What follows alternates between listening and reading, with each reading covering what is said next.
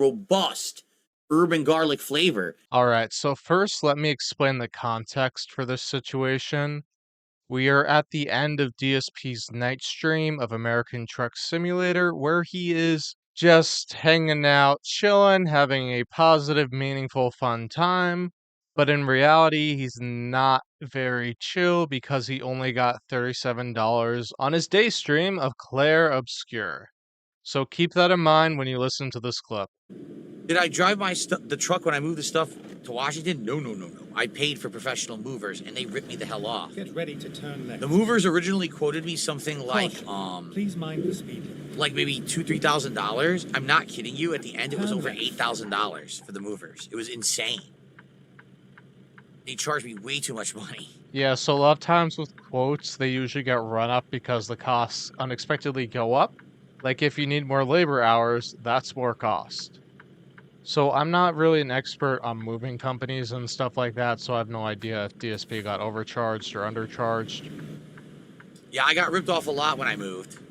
Yeah, so DSP, when people move, they have to spend a lot of money on moving expenses, and if they have a new residence and they want to furnish it, there's also more things, because it's just a pain to unload a bunch of furniture and move it all the way across the country, and that costs a lot of money.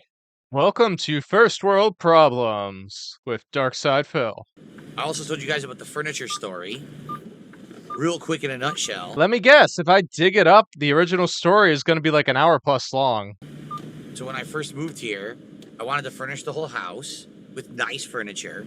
So I went to the Macy's furniture store. Which is expensive and is now going extinct. Caution. That was right near me. Please mind the And speed limit. I liked a lot of the furniture that I saw there. They're gonna let me get over?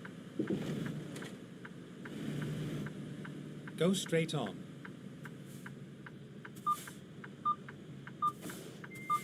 I liked a lot of the furniture that I saw there.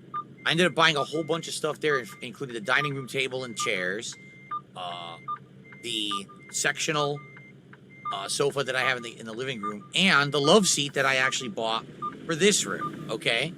And that will run you up thousands and thousands of dollars. And the salesman sold me all of it. He was ecstatic that I was spending that much money in one day. I spent insane amounts of money at this place, Keep right? left. So he quotes me the price. And I'm like, okay, and I agree to the price, and I Exit sign, and he charges my card and everything. And he goes, all right, so here's your delivery dates and all of that. Because some of the stuff was going to be available within like a few days to be delivered. And another thing, the love seat for this office particularly wasn't available right away. He goes, that'll be available in like 2-3 weeks. You'll get it in about a month. Okay. So all the stuff gets delivered. It's all great quality or whatever. Finally, like a month later, the love seat gets delivered. And then all of a sudden, when the love seat gets delivered, I get charged like a ton of money on my credit card.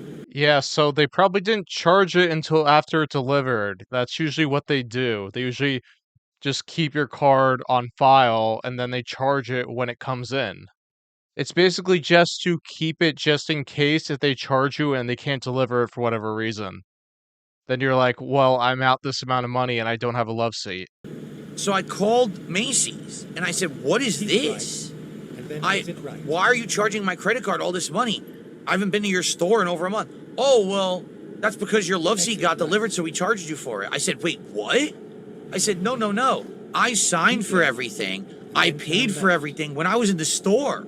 I never agreed to pay more money for the love seat. I was quoted this amount. It was charged to my card the day of. The guy lied. Does anybody else buy this? Like, really? He probably got quoted the other things. He probably just didn't do the math and figured out like all these things cost together. So he just thought it included the love seat when it didn't and he signed for it. And then he got surprised when he got a later bill. Or he thought he was getting a discount or something. Like, odds are he probably paid sticker price for everything. The guy actually ripped me off. He said that's what it was for everything, and he completely lied. He left the cost of the love seat off, and then they charged me a month later. I don't know about you, but if that happened to me, I'm definitely calling and saying, like, this is what I was quoted. And it's like, you're going to pick up this love seat because I'm not paying for it. And basically try to get a discount or it's going to be returned. Yeah, and this is why when you sign something, you should actually read it, because you end up in alleged cases like this. So I ended up paying a ridiculous amount of money for the love seat that I never agreed to. Like, what the hell? It just sucks. Like, these people are just, when they see someone who has money. And remind me, Philip, how did you get that money?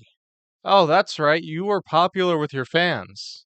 And now, are you saying that you're in the same situation as you are back then? Or is it different today? Right? And they're trying to do something big in their life, like I'm making a big move. Oh, they go just like this. They go, you take advantage of this guy. Let me rip him off as much as I can, right? Keep left. People are messed up, man. And that's why you shop around, Phil. So you can actually get a discount. Like, you bought all this stuff and you didn't get a discount? That's what it sounds like. And this isn't the first time you definitely overspent on something, because you do that on a daily basis with your mobile games. Yeah, here's a guy who has some cash. Let's get him. Let's fleece him. Let's steal his pants and his shoes along with everything else. It was one of the reasons, major reasons why I racked up a ton of debt when I first moved out here. Way more than I had initially intended to spend. Was because things just ended up being like 2, 3, 4 times more expensive than what originally I thought it was going to be. Yeah, and that's why you do research beforehand. Like, you probably didn't look at anything before you left. And you probably just assumed it was going to cost a certain amount like it did in like 1980 something, instead of what it cost in like 2010. Like, it happens to everybody. You all get sticker shock, but with Phil, it's like, come on, man, you have a business degree. It's like you'd think you'd actually look up this stuff. And back then, Phil really didn't care because he was still rolling in the dough. So him complaining about it is more of a retcon in a way, or at least it just sounds like it.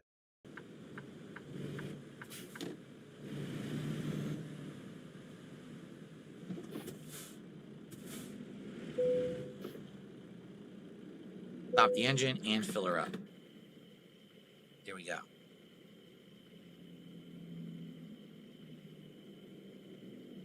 Okay.